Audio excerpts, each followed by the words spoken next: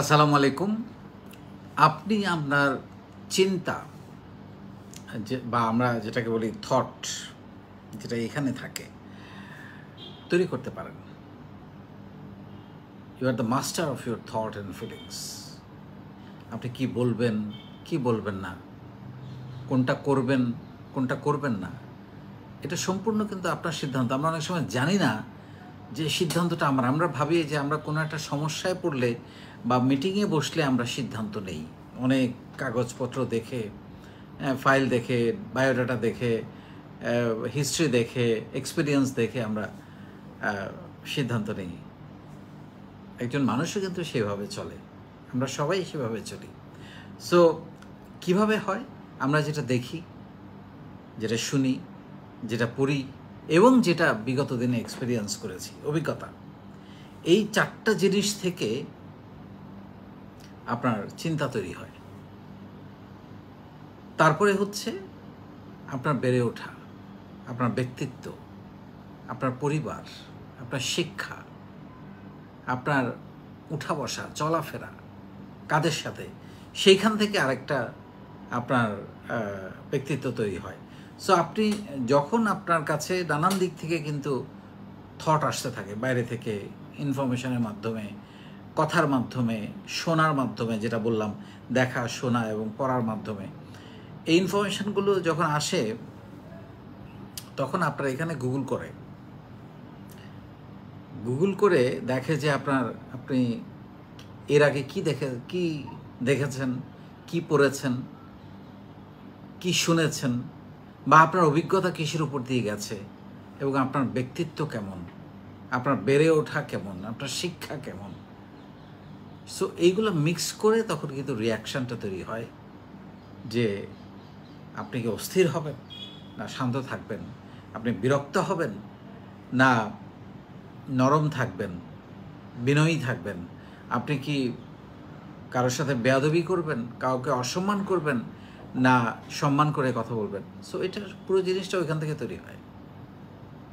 আদৌ আপনি রিয়্যাক্ট করবেন কিনা, ওই যেটা আমি বলি যে জবাব দেওয়ার চাইতে জবাব না দেওয়াটা শক্তিশালী, আপনি রিয়্যাক্ট করবেন কিনা সেটা ওইটার উপর নির্ভর করে। সো পুরো থট প্রসেসটা পরিচালনা করেন কিন্তু আপনি, নিয়ন্ত্রণ আপনার কাছে।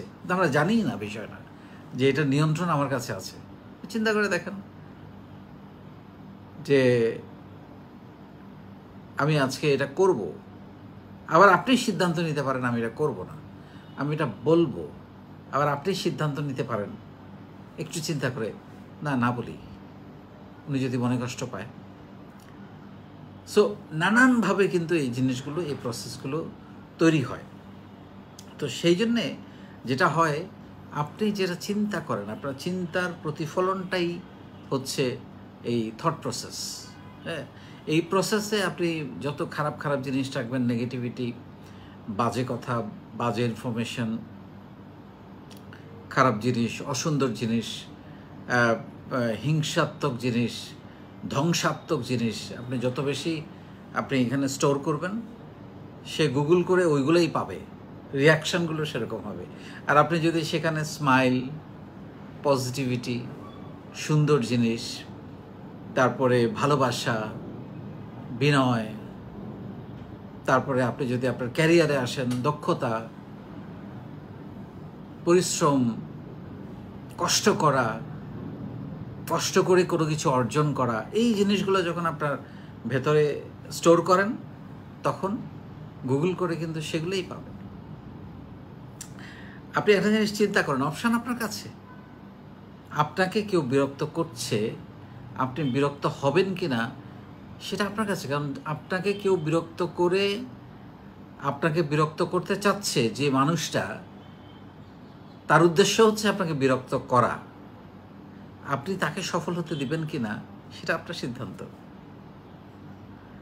আপনি পাত্তাই দিলেন না, দেখলেনই না। অনেক জিনিস কিন্তু না দেখে সলভ করা যায়, যে আমি দেখলাম না, শুনলাম না, জানলাম না। সব জিনিস দেখেন না, শুনেন না, জানেন না।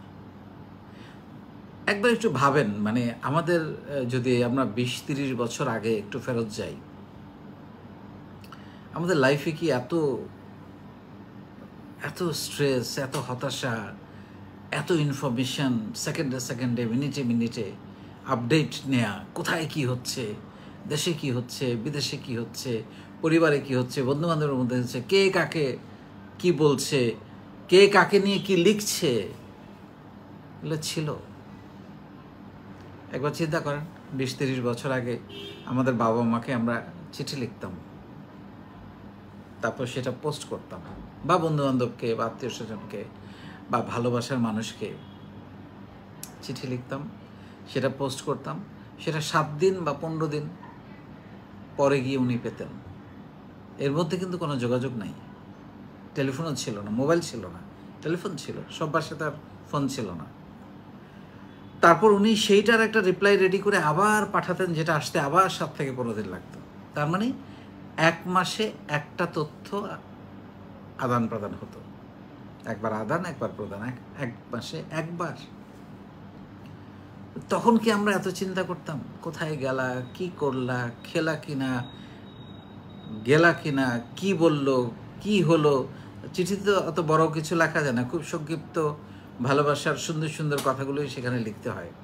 বা যদি কোনো এমার্জেন্সি থাকে তখন আমরা হয়তো কি করতাম, টেলেক্স পাঠাতাম বা এমার্জেন্সি কোনো মেসেজ পাঠাতাম কোনো খারাপ সংবাদ হলে, যেটা আর্জেন্ট। তো সো এখন যেটা হয়েছে সেটা হচ্ছে মুহূর্তে মুহূর্তে আমাদের কাছে তথ্য আসছে, সারাক্ষণ বাইরে থেকে, আত্মীয় স্বজন থেকে, বন্ধুবান্ধব থেকে, পাড়া প্রতিবেশী থেকে, অফিসের যেখানে আপনি কাজ করেন সেখানকার, তারপরে social media, YouTube, television, news, খবরের কাগজ, কত তথ্যের দরকার আছে। কিন্তু ওইটুকুই নেন যেটুকু আপনার কাজে লাগবে, যেটুকু আপনাকে খুশি রাখবে, ভালো রাখবে, দক্ষতা বাড়াবে, জ্ঞান অর্জন করবে, এগিয়ে নিয়ে যাবে, সেইটুকু নেন। বাকিগুলো ডিলিট করে দেন, একদম নিতেই দিয়েন না, দেখেনই না। দেখবেন সময় বেঁচে যাচ্ছে আপনার কাজের, প্রোডাক্টিভিটি বেড়ে যাচ্ছে আপনার কাজের, ফুরফুরে থাকছেন আপনি, জীবন সুন্দর। অনেক ধন্যবাদ।